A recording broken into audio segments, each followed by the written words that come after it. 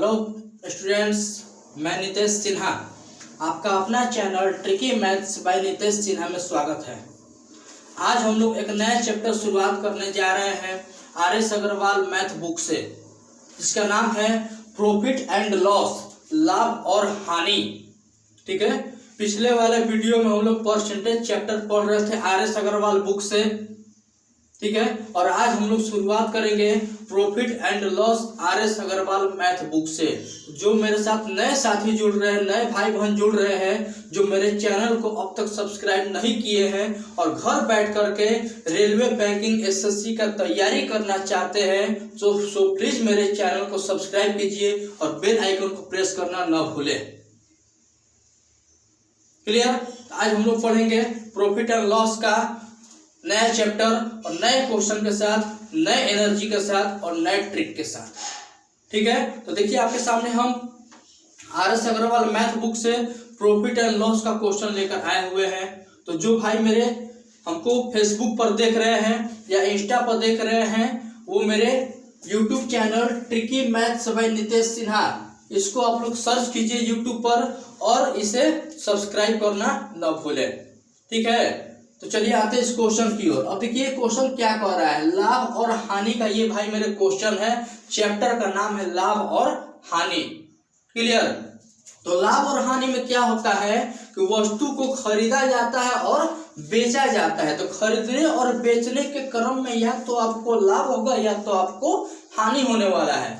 तो खरीदने वाले को बोलते हैं क्रय मूल्य, जो वस्तु खरीदेंगे उसको क्रय मूल्य बोलते हैं, यानी कि कॉस्ट प्राइस, शॉर्ट में इसको बोलते हैं सीपी। जो चीज बेचा जाता है उसको बोलते हैं विक्रय मूल्य, यानी कि सेलिंग प्राइस, शॉर्ट में हो जाएगा एसपी।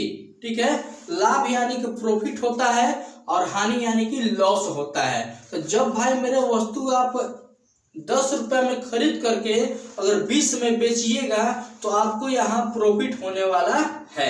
अब फिर उसके बाद प्रॉफिट परसेंट निकाल देते हैं। क्लियर?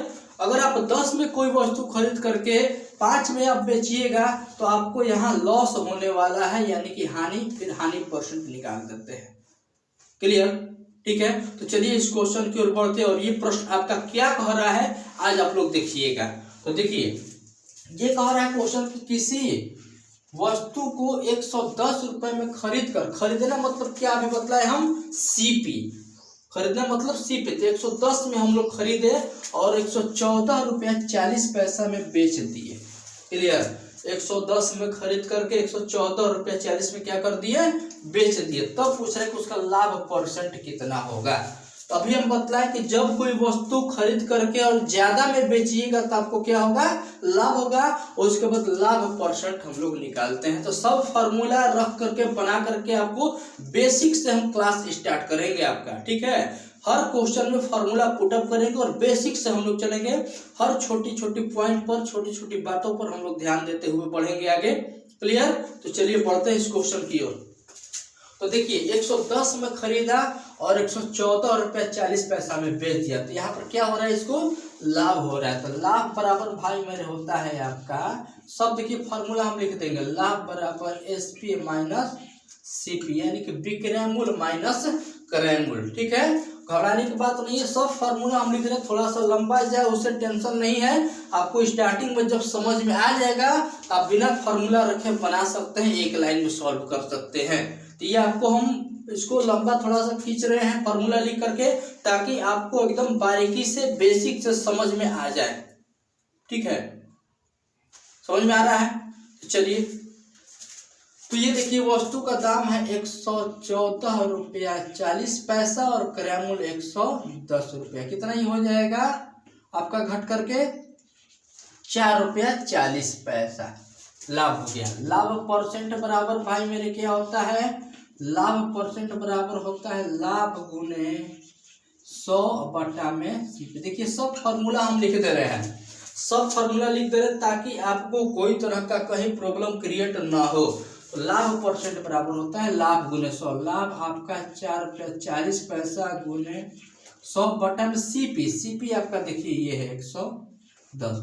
ये पॉइंट हटेगा, एक आएगा, 2 अंक है, 2 जीरो, 100 से 100 कैंसिल, एक जीरो से एक जीरो, और 11 से देखिए कटेगा आपको 4 बार में, तो लाभ परसेंट कितना हो गया, 4% का लाभ हो गया।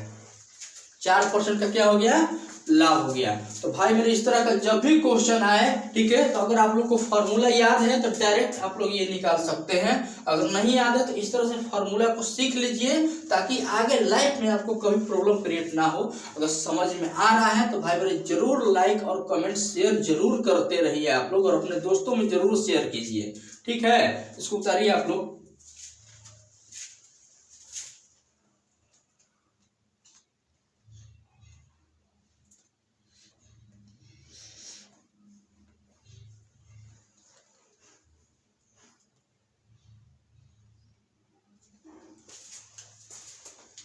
चलिए क्वेश्चन नंबर दूसरे की ओर पढ़ते हैं हम लोग।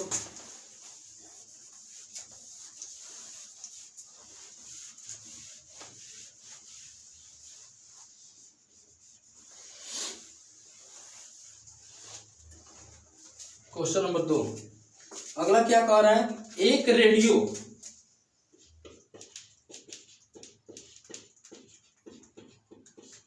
एक रेडियो 1960 रुपए में खरीदकर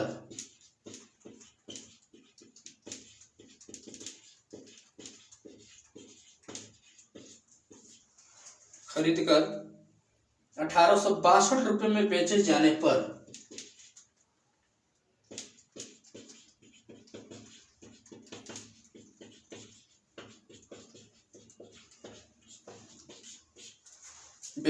पर हानि प्रतिशत कितना होगा, हानि प्रतिशत कितना होगा। ये देखिए आपका ये दूसरा प्रश्न आ गया। अभी हम बतलाए थे पिछले वाले क्वेश्चन में कि जब कोई वस्तु जितना में खरीदिएगा उससे अगर ज्यादा में आप बेचिएगा तो आपको लाभ होने वाला है, जो फर्स्ट क्वेश्चन आपका सॉल्व हुआ है, ठीक है। फिर बतलाए थे कि आप जितना में वस्तु को खरीद रहे हैं उससे आप कम में अगर सेल कीजिएगा तो आपको यहाँ क्या होने वाला है, लॉस होने वाला है। तो वही दूसरा वाला जो बतलाए वही दूसरा क्वेश्चन आपका बनकर यहाँ पर आ गया। तो देखिए इस क्वेश्चन की ओर बढ़ते हैं, और ये प्रश्न आपका क्या कह रहा है।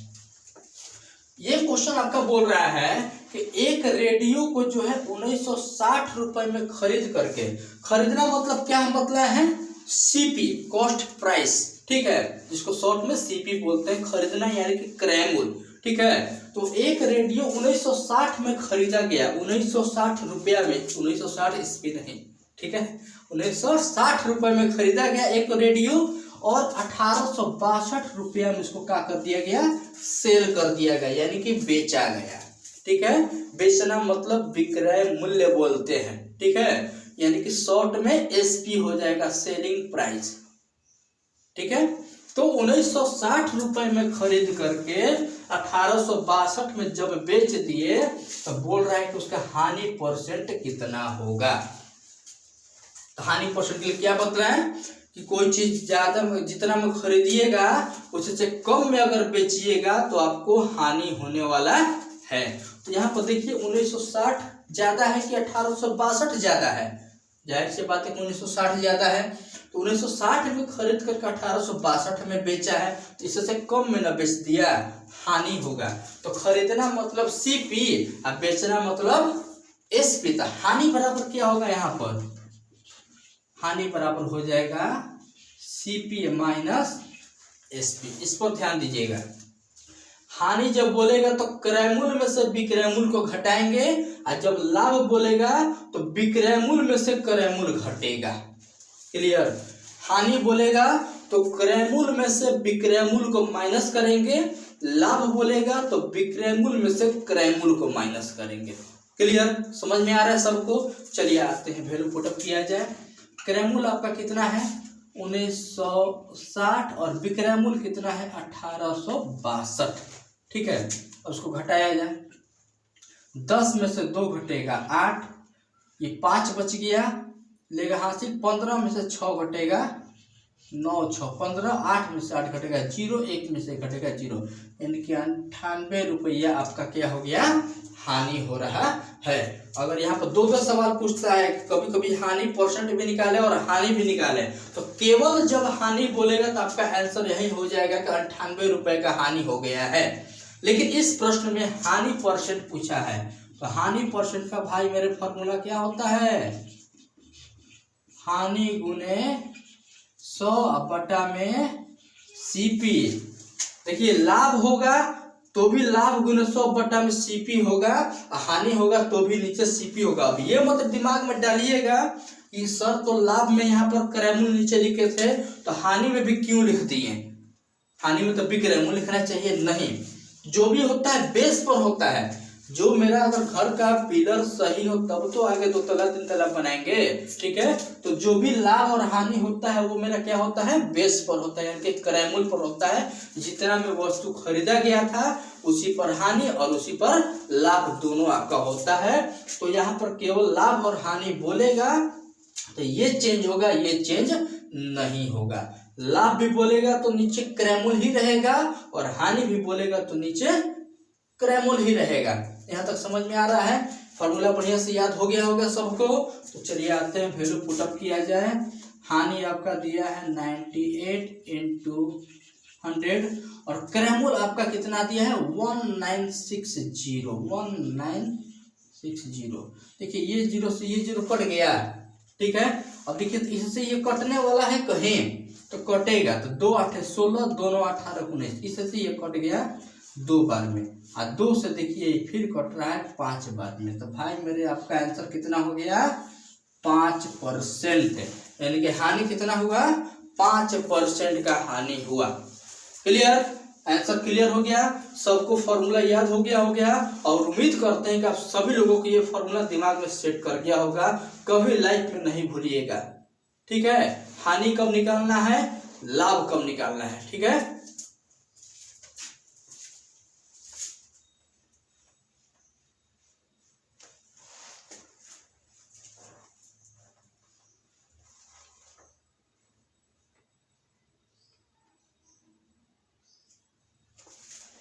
चलिए अगले क्वेश्चन की ओर पढ़ते हैं हम लोग। अगला प्रश्न क्या कह रहा है,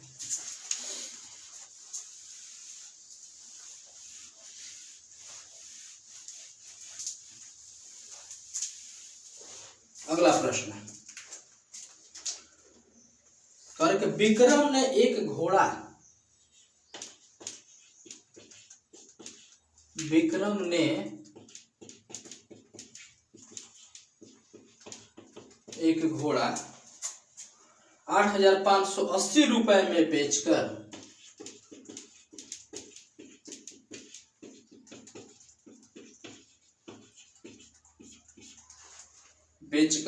4%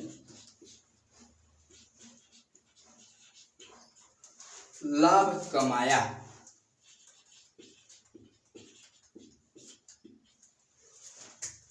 तो घोड़े का क्रयमूल्य कितना है, तो घोड़े का क्रयमूल्य